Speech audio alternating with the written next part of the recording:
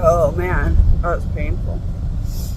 So I dropped off a nice man, Julian. I think his name was Julian. Made me think of the apple pie with the ice cream over at Julian, and how most of us grew up in San Diego and got taken to Julian when it was snowing. There's nothing like warm pie, ice cream, or like the joy of all those areas that have those restaurants where you can have hot cocoa and a nice big fire after you play in the snow. And you're all wet and miserable. Boy, it's fun memories. But I was near kids, some kids playing a sports game thing, and there's a little girl that's in the game that's very important to the gods. So I had to put my power into the baby girl so she could be a superhero in front of everybody with the power of God.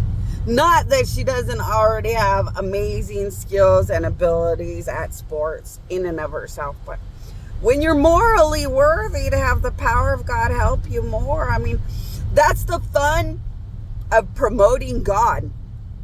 When you're a better, good person, God's actually wants you to ask for the power of God to make your game, your sports, your existence more unrealistically, amazingly spectacular and stuff.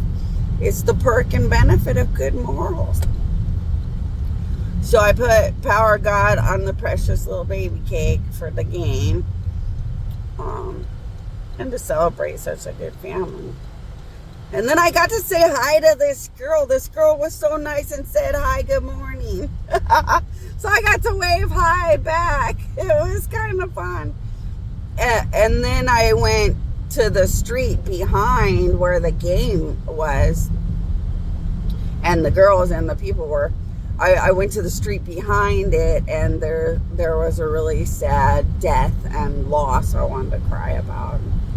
So I played that same song because it seemed relevant too. I wish there was a river that could bring you back.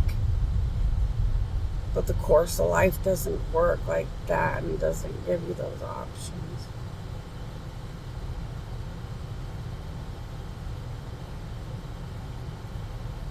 Just like when people do bad things and you're like, I watched you do something bad and you're like an ocean that's drowning and leaving God and good options. And it's sad.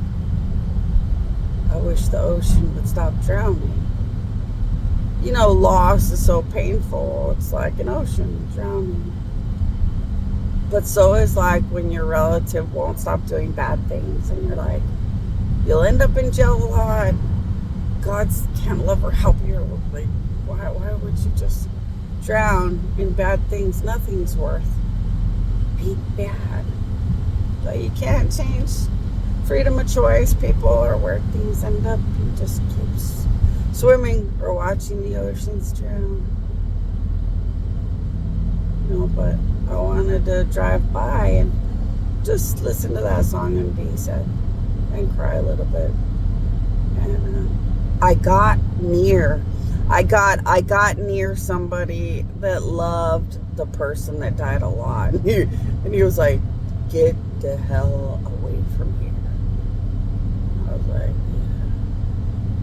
yeah, I get that. People either love or hate God because death exists.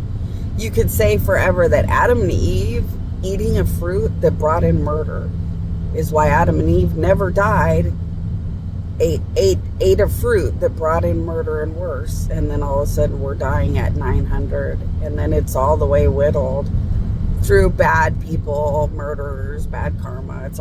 It went from what, 900,000 years something. Now it's like what, 100 years.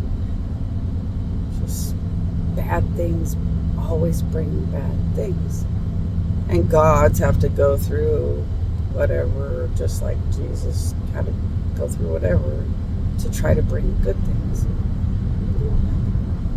But yeah, sad loss on that. Well, not just on that street. It was a sad loss in the area.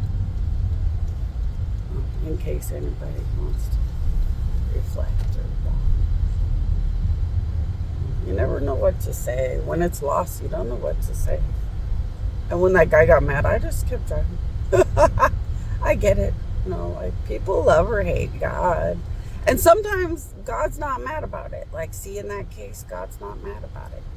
You believe it's God's fault when your loved one dies. God's will just nothing to say.